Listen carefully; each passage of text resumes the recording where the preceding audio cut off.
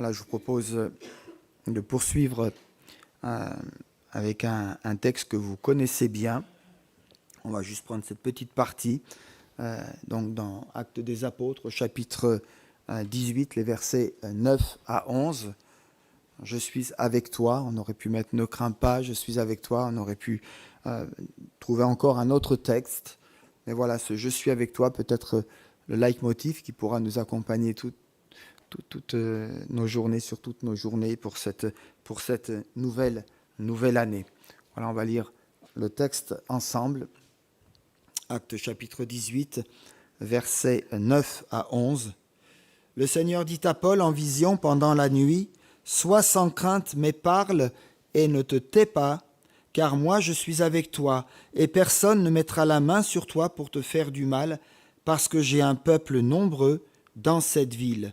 Il y demeurera 1 an et 6 mois à enseigner parmi eux la parole de Dieu. » Jusque-là pour le texte biblique.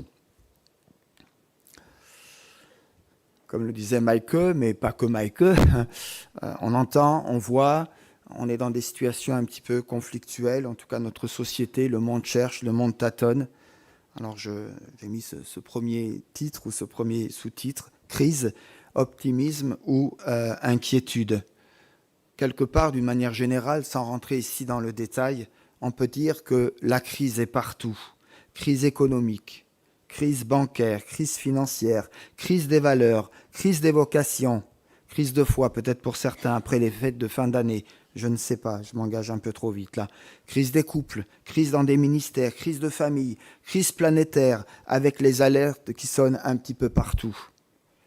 De quoi avoir de bonnes raisons d'être déprimé en cette fin d'année. Mais également peut-être de réfléchir afin de tirer profit de cette crise ou de cette situation dans laquelle peut-être on peut nous-mêmes être pendant un petit temps en crise ou éprouvé, comme Vincent nous l'a rappelé dans son témoignage personnel. La crise et la pression qu'elle engendre est omniprésente.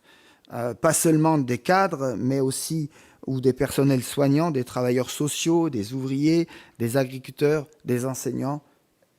On parle de crise un peu partout. Nous ne vivons pas, mes amis, dans une bulle, et la réalité est bien présente. Faits divers sordides, catastrophes naturelles, conflits en tout genre, sans parler d'une manière générale des mauvaises nouvelles qui impactent notre monde et qui nous reviennent constamment par les médias, les réseaux sociaux, et devant lesquels nous nous sentons impuissants. Et à long terme, ce sentiment d'impuissance qui devient pour beaucoup, j'ai envie de dire, la pire des nouvelles. Le rythme effréné des mauvaises nouvelles, dans l'actualité quotidienne de nos journées, progresse sans cesse et nous laisse démunis face à une avalanche d'informations, souvent, pour ne pas dire presque toujours, négatives et anxiogènes. Quelles sont donc nos appréhensions, nos inquiétudes, nos joies du moment présent en ce début d'année nouvelle? Comment vivons-nous notre époque? Comment allons-nous vivre notre époque? Quel regard avons-nous sur notre vie, sur notre famille, sur notre Église, sur notre société, sur le monde?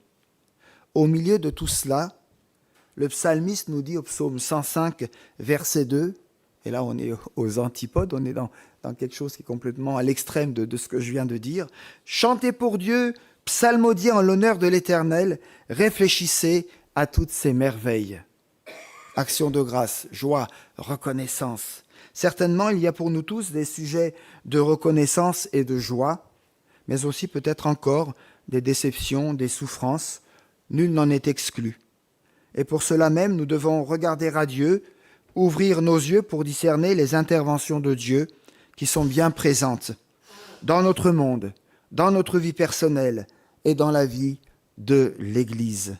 Une chose est sûre, en tant que chrétiens, nous ne sommes pas étrangers à notre société. Nous sommes aussi impactés, nous sommes aussi touchés, et il faut que nous nous positionnions. En tant que chrétiens, en tant qu'Église, sommes-nous inquiets ou sommes-nous sereins? Non, j'ai été trop vite. On est dans une époque de transformation. Je parle ici du monde numérique, mais il n'y a pas que le monde numérique. Mais il a fait un grand pas, ce monde numérique, avec ses nouvelles technologies. Un monde qui nous conduit vers une nouvelle organisation de notre temps, de nos loisirs, de notre travail, avec certains allègements comme le télétravail qui n'existait pas il y a quelques années en arrière, mais aussi de la gestion de notre argent en ligne. Vous pouvez payer maintenant avec votre téléphone comme une carte bancaire ou avec votre smartphone, des communications avec des technologies qui vont jusqu'au fin fond du globe, avec des bonnes gestions de réseaux sociaux, du monde virtuel, qui peut priver peut-être certains d'entrer dans des relations véritables. Nous avons des technologies qui font que finalement, on peut rester dans sa bulle et chez soi et vivre le monde à l'intérieur de notre maison. Que l'on évoque la mobilité, les transports, la sécurité, l'éducation, la santé, l'environnement, l'industrie, les services aux entreprises ou encore aux particuliers, la communication d'une certaine manière, les usages sont multiples et se développent chaque jour et elles nous impactent. Tout cela nous oblige inévitablement à une remise en question de notre manière de vivre dans nos choix et dans nos priorités, même si on ne fait pas attention et que finalement, on vit avec ce monde parce que ça devient aussi utile, voire parfois indispensable. En cela, peut-être, la crise ou les crises nous rappellent la légèreté, la superficialité de ces valeurs et du coup, ces temps de crise peuvent être salutaires pour nous dans notre réflexion et dans notre marche avec le Seigneur. J'aimerais qu'on puisse ici, à partir de ce texte, réfléchir un petit peu sur l'exemple de Paul. De telles mutations ne sont pas sans risque. Et les sociologues, les spécialistes, nous en parlent. Il y a parfois aussi des chocs qu'il faut surmonter, un peu comme certains chocs culturels. Et en disant cela, je pense à notre texte et à son contexte. Il faut alors s'adapter car parfois il y a urgence. Et je nous renvoie ici à l'exemple de l'apôtre Paul. Changement difficile. Lorsque Dieu appelle Paul en mission, ici dans notre texte, il part et annonce la bonne nouvelle dans le milieu oriental. On est dans Actes chapitre 13, dans les premiers versets jusqu'à la moitié du chapitre. Là, Paul ne rencontre aucune difficulté culturelle d'adaptation. C'est son milieu. Il est à l'aise, il sait faire, il gère, il maîtrise. Mais il doit faire face malgré tout à l'opposition des Juifs, ce qui est déjà suffisant et c'est un défi pour lui. Mais d'un point de vue, culturel, il est à l'aise, il est tranquille, il est cool. Il gère, il fait des discours et les autres les écoutent. Après cela, Dieu va fermer les portes pour le conduire un peu plus loin, vers le monde hellénistique. Pour cela, il le conduira d'abord à Troas, puis en vision, il va lui parler, on est dans Actes chapitre 16. C'est ainsi qu'il va se rendre vers Philippe et ensuite à Thessalonique. Il va rester attaché à ces deux villes où il va rencontrer plusieurs personnes de son milieu. On pense ici entre autres à Lydie, mais pas que. Mes amis, il faut être attentif aux changements et aux chocs qu'il a subis et que parfois nous subissons dans certains changements aussi. Il vient de changer de civilisation, de culture. De plus, tout ne va pas être comme il le voudrait. Il doit fuir à Bérée, puis ensuite à Athènes, pour finalement arriver à Corinthe. Mais ce n'était pas dans son calcul, ce n'était pas dans sa logique. Paul va être perturbé, et il y a de quoi. À Athènes, on le traite de discoureur. Acte 17, verset 18. C'est normal, il fait ce qu'il a l'habitude de faire, mais ce n'est plus adapté à la nouvelle culture dans laquelle il se trouve. À Corinthe, il se retrouve à présent au milieu d'une ville prospère et cosmopolite, mais connue pour sa débauche et son pluralisme religieux. Paul y rencontre une forte opposition de la part des Juifs, comme cela arrive souvent dans ses missions.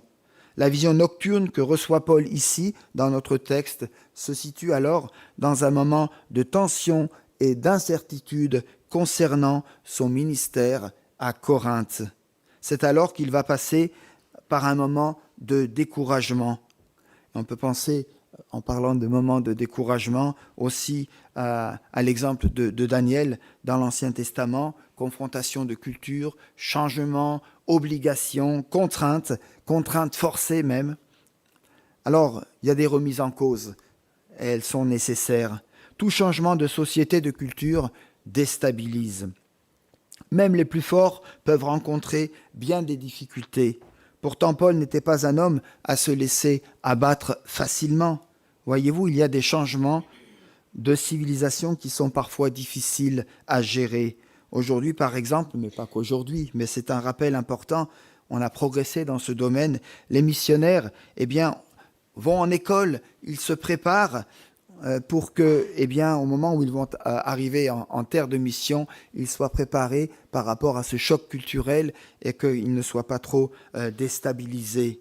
Paul a dû faire lui aussi des changements dans sa manière d'agir. Comme il le dira lui-même en 1 Corinthiens 9, 22, il s'est fait tout à tous. C'est pas facile. Et au lieu de faire des discours, il va modifier son approche, il va passer par une autre manière de faire. Et cette autre manière de faire, ça sera d'avoir des entretiens plus personnels avec les personnes. Et cette méthode de partage va être mieux adaptée au monde hellénistique dans laquelle il va se retrouver, dans laquelle la dominante, l'esprit, est un esprit plutôt empreint de philosophie. D'autre part, Paul regarde, écoute, observe. Il s'intéresse à la société. Lorsqu'il va être interrogé, par exemple, à Athènes, il sera capable de citer 2 poètes grecs. Mais cela ne changera pas l'essentiel de son contenu, de sa prêche. Il continuera malgré tout de parler de résurrection. L'exemple de Paul, pour nous, doit être significatif. Sommes-nous à l'écoute des préoccupations de nos concitoyens? Alors, on a déjà nos propres préoccupations à gérer, nos propres difficultés ou conflits, mais malgré tout, est-ce qu'on a cette ouverture? Adaptons-nous notre façon de présenter l'Évangile au contexte dans lequel nous vivons? Est-ce que nous nous sommes familiarisés avec le contexte dans lequel nous sommes? Il y a 10 ans, il y a 15 ans, il y a 20 ans, on faisait autrement. Mon langage, même si vous ne retenez que 20% et encore, est-il compréhensible pour tous? Ce sont des questions pratiques qu'il faut se poser. C'était un grand défi pour Paul, et je pense que ça l'est aussi pour chacun d'entre nous. Paul, souvent seul dans cette nouvelle culture, a eu beaucoup de mal, et il dira j'étais auprès de vous comme dans un état de faiblesse. Ouais, c'est Paul qui parle. J'étais dans un état de faiblesse, de crainte, de grand tremblement. Face à ce défi immense, Paul se sent faible, et c'est pourquoi Dieu va s'approcher de lui et le réconforter, l'encourager. Et c'est là notre texte d'Actes 18. Quelle a été l'action de Dieu? Dieu est avec nous. Dieu n'enlève pas les difficultés. D'ailleurs, n'est-ce pas lui qui a conduit Paul vers cette nouvelle civilisation? Les difficultés sont là et Paul doit les affronter. Dans sa situation, il doit trouver la façon de mieux adapter, de mieux faire pour entrer en contact avec la population afin de présenter l'Évangile. C'est son appel, c'est sa vocation, c'est sa mission, c'est ce pourquoi Dieu l'a envoyé jusqu'à Corinthe et bien après. Mais Paul n'est pas seul. Dieu est avec lui. L'Esprit de Dieu le conduit. Mais il y a des moments où sa présence n'est pas toujours perceptible. Je ne sais pas si vous sentez souvent ou toujours, de manière bien perceptible, la présence du Seigneur. On sent qu'il y a quelque chose qui nous habite, il y a quelque chose qui vient rayonner de sa présence en nous. Pas toujours évident. C'est sans doute ici le cas pour Paul lorsqu'il passe par ce moment de découragement. Dieu est avec lui. Dieu est avec nous. Est-ce que nous en sommes toujours conscients? Je pense aussi encore à l'exemple de Jacob. On aurait pu citer d'autres, comme Joseph ou encore d'autres. Jacob, nous dit le texte, l'a découvert au moment de sa fuite. Il a découvert quoi au moment de sa fuite? La présence particulière du Seigneur. Nous lisons dans Genèse 28, versets 16 et suivants. Jacob s'éveilla de son sommeil et il dit, « Certainement l'Éternel était en ce lieu, et moi, je ne le savais pas. » Waouh! Dieu est là par son esprit, et moi, je ne le savais pas. Il eut peur et il dit, « Que ce lieu est redoutable! C'est ici la maison de Dieu, ou le tabernacle de Dieu. C'est ici la porte des cieux. » Jacob, on a l'impression, j'ose le dire, avait un peu la même vision de l'Éternel que les païens de son époque, qui croyaient que lorsque une divinité, on s'éloignait d'un champ d'action, d'un rayon d'action, et bien que la divinité, on sortait de la localité, la divinité était limitée, elle n'était plus active, et bien Jacob réalise que Dieu était présent là où il était lui-même. Par cette vision, Dieu donne ainsi à Jacob l'assurance de sa présence et de sa protection partout où il ira.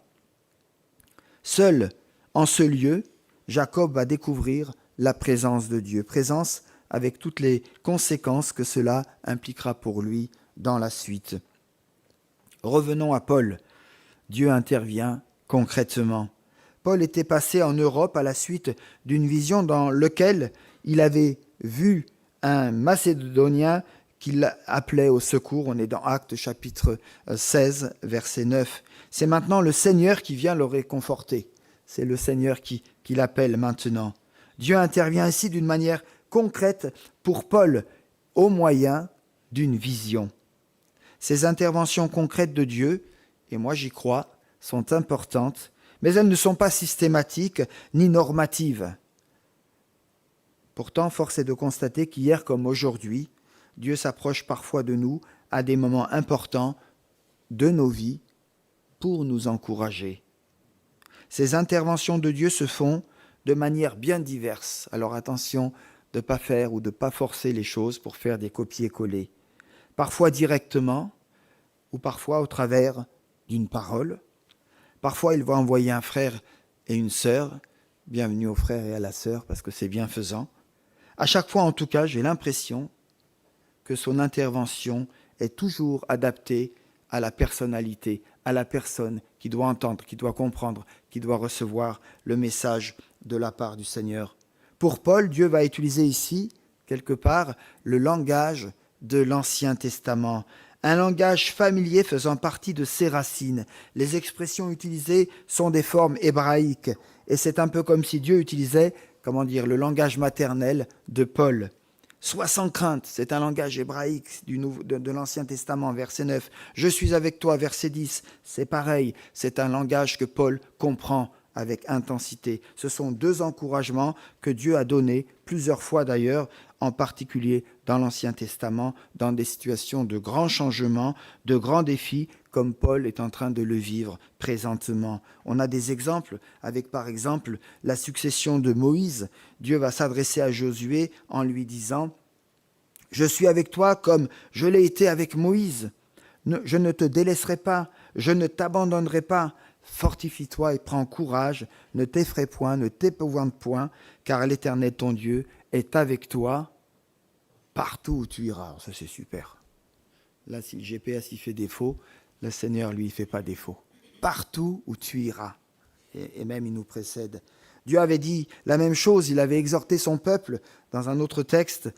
Fortifiez-vous et prenez courage, soyez sans crainte et sans effroi devant eux, car l'Éternel ton Dieu marchera lui-même avec toi, il ne te délaissera pas, il ne t'abandonnera pas.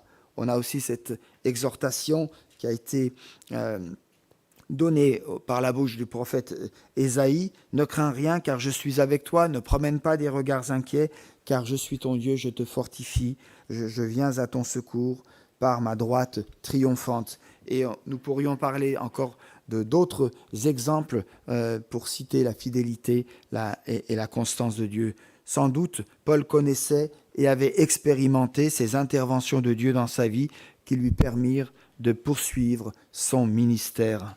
Après l'échec d'Athènes, Dieu annonce à Paul qu'il a un peuple nombreux dans cette ville. Pourquoi Corinthe, plus que Thessalonique ou Athènes, alors que la prédication de Paul n'a pas changé? La prédication de Paul n'a pas changé. Je n'ai pas vraiment de réponse. Je dirais que c'est le mystère de l'Esprit, du Saint-Esprit. Pourquoi certaines personnes sont plus accueillantes que d'autres à l'Évangile? On pourrait donner des éléments de réponse, mais je ne suis pas sûr qu'elles soient suffisantes. Pourquoi certaines périodes sont plus propices au réveil, au mouvement de foule? Le rôle de tout chrétien, en tout cas, est de semer en toutes circonstances. Et par la grâce de Dieu, parfois, ou parfois souvent, eh bien, ce que nous avons semé rencontre une bonne terre et les cœurs changent. J'ai un peuple nombreux laisse entendre que le nouveau peuple de Dieu n'est plus seulement juif, mais composé aussi de ceux et de celles qui répondront à l'appel du Seigneur, quelle que soit leur nature, quelle que soit leur origine. Alors, quelques applications pratiques en guise de conclusion. La réaction de Paul. À la suite de l'intervention de Dieu, nous lisons « Il demeura 1 an et 6 mois à enseigner parmi eux la parole de Dieu. » Verset 11. « Il demeura ».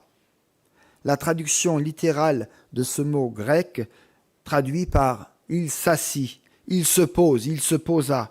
Jusqu'à présent, Paul n'était pas vraiment assis. Il n'avait pas vraiment l'intention de rester. Sa préoccupation était de partir dans le cadre de sa mission, mais aussi dans le cadre de sa vision. Quitter sa mission à Corinthe, parce qu'il avait envie de partir, parce que c'était dur, peut-être à cause du grand défi qui l'attendait dans cette ville, je ne sais pas.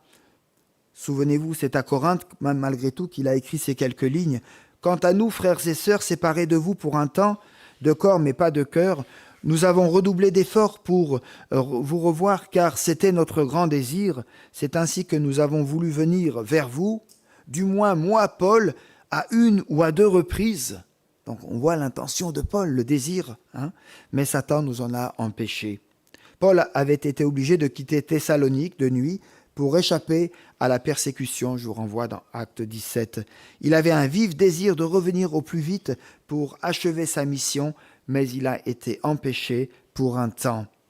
Changement de décision, et Dieu lui montre Corinthe, et ça sera une halte dans la ville de Corinthe. Maintenant, Paul ne veut pas partir, il va rester. J'ose dire, il va s'asseoir, il va être actif, agissant à Corinthe. J'espère que personne ne veut partir de l'Église et de l'appel que Dieu lui a confié. Pourquoi Corinthe? Corinthe était un des sommets du voyage de Paul. Cette ville symbolise aussi, d'une certaine manière, l'implantation de l'Évangile hors du milieu juif. N'aie donc pas peur, parle, ne te tais point. Corinthe était aussi une ville stratégique pour l'évangélisation en raison de sa situation géographique et de sa population diversifiée. La déclaration prophétique que le Seigneur adresse à Paul en lui disant « J'ai un peuple nombreux dans cette ville » montre que Dieu, quelque part, a déjà préparé des cœurs à recevoir l'Évangile à Corinthe. Cela va encourager Paul à vouloir, au-delà des résistances et des défis, à rester, à se consacrer et puis à faire son travail joyeusement. Paul ne doit donc pas craindre de poursuivre le ministère de la parole. Il va y rester 18 mois où il va connaître un succès qui va renforcer l'Église, qui est déjà importante à ce moment-là. Antoine Nuis, dans son commentaire sur ce passage du verset 11, écrit « Il est parfois plus judicieux de se renforcer là où on est fort que de s'épuiser à exister là où on est faible. » Fin de citation. Rester, s'asseoir et accomplir sa tâche le mieux possible, voilà ce que va faire Paul. C'est ce que Dieu attend aussi quelque part de chacun d'entre nous en ce début d'année. Il ne s'agit pas simplement d'appeler à la conversion, mais aussi de former des disciples solides, capables de porter le message de l'Évangile à leur tour. Paul a pris le temps d'enseigner parmi eux la parole de Dieu. La croissance spirituelle ne se fait pas instantanément, mais nécessite un investissement dans l'enseignement de la parole de Dieu. Il ne suffit pas d'évangéliser seulement, il faut aussi enseigner pour résister à l'usure du temps et au monde environnant qui nous enveloppe. Exemple pour nous, où sommes-nous devant ce défi similaire? On est devant ce défi similaire dans notre société qui bouge aujourd'hui. C'est vrai que l'aventure est extraordinaire avec le Seigneur, Mais les défis sont grands pour chacun d'entre nous. Nous ne savons pas que deviendra notre société dans 10 ans, dans 15 ans. Il y a de grands inconnus devant nous. Pourtant, Dieu nous demande d'être sel et lumière. Nous devons donc être actifs dans notre société sans fuir les réalités pour chercher à vivre en vase clos, nous protéger et puis attendre gentiment le retour du Seigneur. Certainement, nos églises seront, quand je dis nos, c'est d'une manière aussi très générale, nos églises seront peut-être différentes et certainement différentes dans 10 ans. Notre manière de célébrer les cultes, les horaires, le style, tout cela changera certainement ou pas, qui sait. Déjà, certaines églises inaugurent des cultes le vendredi soir ou le dimanche en fin d'après-midi. J'allais dire, et alors, et après? C'est pas ça le plus important. Nos rassemblements sont certainement bien différents des siècles précédents. Acceptons alors une remise en question intelligente, bien sûr, et réfléchie, non pour se conformer au monde présent, mais pour être présent dans le monde et en harmonie avec les préoccupations de nos concitoyens. Croyons-nous aussi que le Seigneur a un peuple nombreux à Colmar et dans sa région? Parlons, agissons avec l'aide de Dieu, qu'il renouvelle notre intelligence et notre créativité afin d'annoncer la bonne nouvelle. On a osé s'appeler la bonne nouvelle. L'Église, elle a cette appellation. Alors soyons cette bonne nouvelle, que Dieu nous donne l'efficacité dans le monde et la créativité dans le monde où nous nous trouvons. Défi de l'Église aussi, à ce défi de la mutation de la société, on en a parlé tout à l'heure, s'ajoutent parfois d'autres défis, défis de l'Église. Comment mieux atteindre nos concitoyens aujourd'hui? Voilà une question qui se pose, mais qu'on se posera demain, après-demain et peut-être encore bien après. Eh bien, une des réponses qu'on peut entendre ou se redire en vivant notre foi sans complexe, d'une manière concrète, également devant tous ceux qui nous entourent. Et je vous renvoie à l'exemple de Daniel au chapitre 2. D'où la nécessité pour nous de nous laisser conduire par Dieu, parce que le chemin est parfois différent de celui qui était prévu ou de ce que nous avions imaginé. Et je suis bien placé pour parler de cela dans mon ministère pastoral. Si donc nous sommes à l'écoute de Dieu, il y aura bénédiction. Vous savez pourquoi? Pourquoi il y aura bénédiction? Parce que Dieu bâtit son Église, tout simplement, et que c'est une certitude.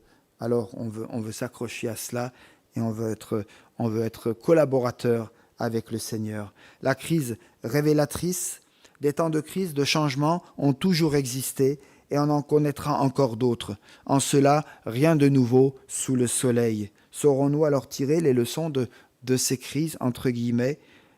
Elles nous posent en tout cas la question de nos priorités. Quelles sont les valeurs essentielles pour moi aujourd'hui, en ce début d'année? Celles auxquelles je tiens et qui vont certainement m'obliger, peut-être, à sortir de certaines zones de confort. Mes amis, en temps de crise, l'homme a besoin de se raccrocher à un fondement solide. Puisque les valeurs de notre société s'effondrent, notre vécu peut devenir alors dans cette société un puissant témoignage. À nous alors d'être conséquents dans nos valeurs que nous prêchons et dans les valeurs que nous voulons partager. Je suis avec toi. Peut-être que plusieurs d'entre nous sont découragés, fatigués, dans des perspectives un petit peu troubles. Il y a bien des tensions et des turbulences dans notre vie. Le stress même n'est pas absent. Je pensais qu'au 31 décembre 2024, tout allait partir. Et puis on repartait, et puis mince, c'est encore là. Et puis il y a encore des ramifications. Et nous nous interrogeons peut-être pour savoir si nos forces seront suffisantes à l'aube de cette nouvelle année pour accomplir notre tâche ou autre chose encore. Rassurez-vous, nous ne sommes pas les premiers à nous poser ces questions. Ce qui est immuable, c'est que Dieu est le même hier, aujourd'hui, éternellement. Il a dit à Paul, « Sois sans crainte, car moi je suis avec toi. » Mes amis, cette même promesse est pour nous et pour vous. Oui, le Seigneur s'engage à renouveler nos forces chaque matin, même quand on veut éviter des portières ou parfois on accélère un peu parce que la limitation de vitesse nous y oblige, où il y a des difficultés. Le Seigneur est avec nous. Chaque jour, nous avons la possibilité de recommencer, de prendre un nouveau départ avec le Seigneur. Si nous sommes convaincus que la parole de Dieu est la vérité. Alors Dieu nous donnera du courage pour pouvoir tenir ferme devant les défis qui sont devant nous. Chaque jour de cette nouvelle année, nous pouvons alors compter sur lui. Il nous soutient, nous accompagne et nous aide à être ses ambassadeurs. C'est la promesse qu'il nous fait. Aussi ne craignons pas, parle et ne te tais point, que Dieu, par la puissance de son Esprit Saint, poursuive son œuvre dans nos vies et dans notre Église en ce début d'année 2025. Amen.